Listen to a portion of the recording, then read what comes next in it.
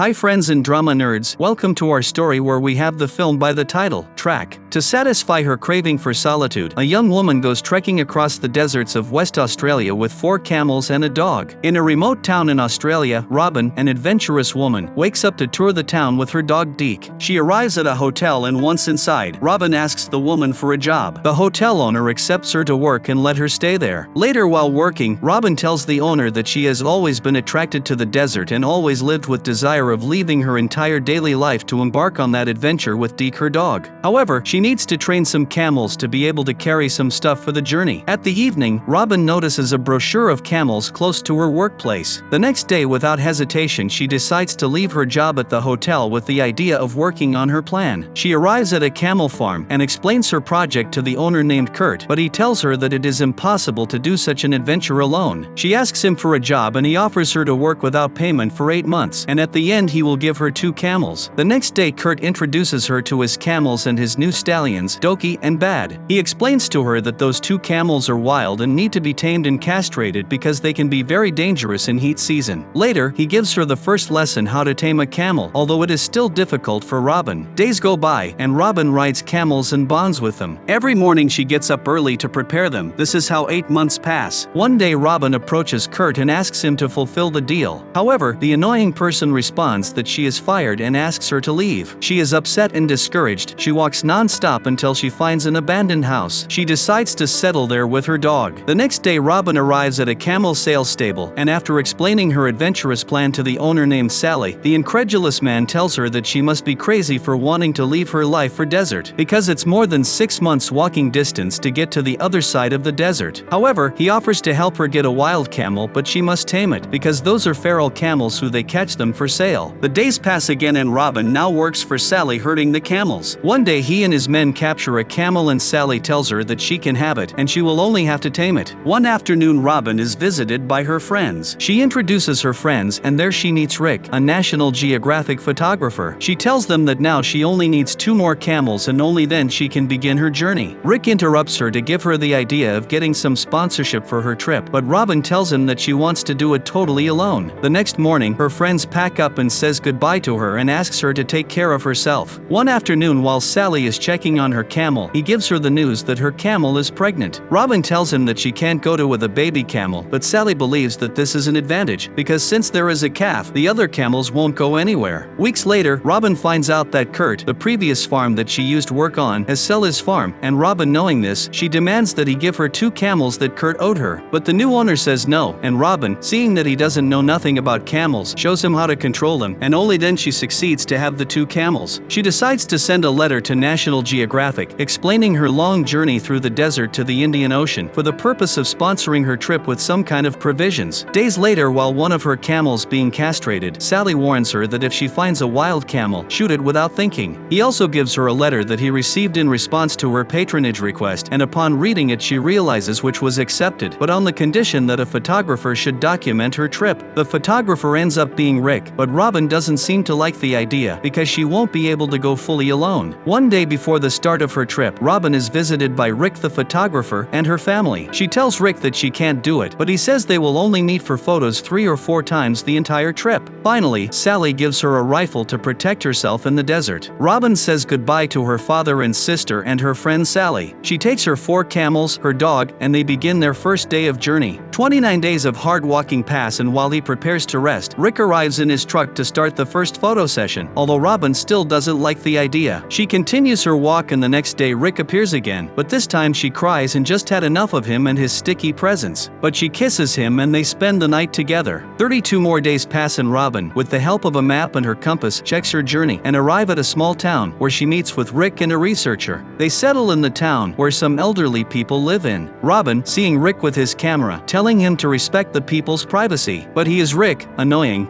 Before leaving, Rick leaves her a contact number and tells her that they will meet in 6 weeks. Later, the investigator warns her that the route she wants to take is prohibited. The people may have problems if they see her, so he suggests that she be accompanied by one of the seniors of the tribe. However, after asking, the investigator informs him that they discovered Rick taking photos of a secret ritual and therefore they wouldn't be able to see Rick. One afternoon, while resting by a river, Robin notices men approaching her supplies. They sit down to talk while she invites them to eat, and before before leaving, one of the men tells her that it is forbidden for her to walk in those places. The researcher suggests that one of the elders accompany her to a distant. The old man introduces himself as Eddie and asks her to follow him. Robin doesn't seem to like the idea, but in the end she goes along with it. The days go by, and although Robin does not understand Eddie's language, little by little they begin to understand each other and become good friends. They continue walking until one day they reach the end of one of the sections. They meet with the locals of that tiny town, and now Robin plots her last part of the trip. Rick, who was already waiting for her, approaches to tell her that Eddie intends to accompany her the entire trip, but this time she tells him that no, because Eddie needs to rest and she has to finish that last stretch alone. Rick warns her that it will be a difficult trip since there is not enough water and it will be a walk of more than 2 months in the deep desert, but she tells him she will be fine. Eddie says goodbye, wishes him luck, and she thanks him. She begins the most difficult part of the journey, walks alongside her camels, they rest and keep moving forward little by little. However, one day Robin realizes that she has lost her compass and will not be able to continue on the right track. So she and her dog go back to look for it, and when Robin finds it, she realizes that now she can't find her camels. She gets quite scared, but then Dick starts sniffing and runs until she meets her again with the camels. Again, more days pass by with their long journey through the desert. It's the day 124 since she began her adventure, and the last can of water runs out, and now it is supposed to be a totally dry desert. The effects of the hostile desert begin to be felt by Robin, who despite fatigue and dehydration, she continues walking. During this, she surprisingly finds a jug of water that she assumes was left there by Rick. This helps her continue with her walks until she reaches a small farm, where she is welcomed by an elderly couple who they kindly feed her and take her into their home that night. The next morning, Robin remembers the time her mother died, which then she would had to live at her aunt's house. She remembers when she asked her father if their dog can live with, but her father told her that he has to put him down because he is old. After this, the elders give her food for the journey and Robin thanks them and says goodbye and keeps on going with her hard walk through the desert. One afternoon, Robin decides to stop to eat and rest. However, at dusk Robin is woken up by Deke, and when goes after her, she approaches to see that Deke poisoned himself by mistake. She quickly tries to make Dick vomit and spends the whole night trying to save her, but when she sees that she can't do anything, she decides to put her out of suffering. Robin cries inconsolably as she remembers the day she also saw her first dog for the last time. It is day 157 of her adventurous trip, and with dehydration and a strong depressed, Robin walks naked for hours until she notices some trucks approaching. She quickly hides from the people until she notices Rick arrive at the scene as she is hiding. Rick approaches and tells her that they have been looking for her for weeks. The next day, Robin tells him that Deke, her dog, died, and she misses her so much that she doesn't think she can continue moving forward without her. They decide to take a few days to rest, and one afternoon Robin tells Rick that she will finish the trip. Rick is not sure about her mental status, but she assures him that she is fit for completing the journey. More days go by walking, and now on the day 195, Robin is determined more than ever to complete the journey, and despite the intense heat and the hardness of the road, Robin does not stop. Until a few days later, Robin finally observes the shores of the Indian Ocean, and as she walks forward she also notices Rick waiting for her. She did it, and she hugs him and he congratulates her because she managed to complete her dream. Finally, Rick decides to photograph her next to her camels on the coast. Then Robin victoriously dives into the water and says goodbye to the painful loss of her dog. And that's how the story ends.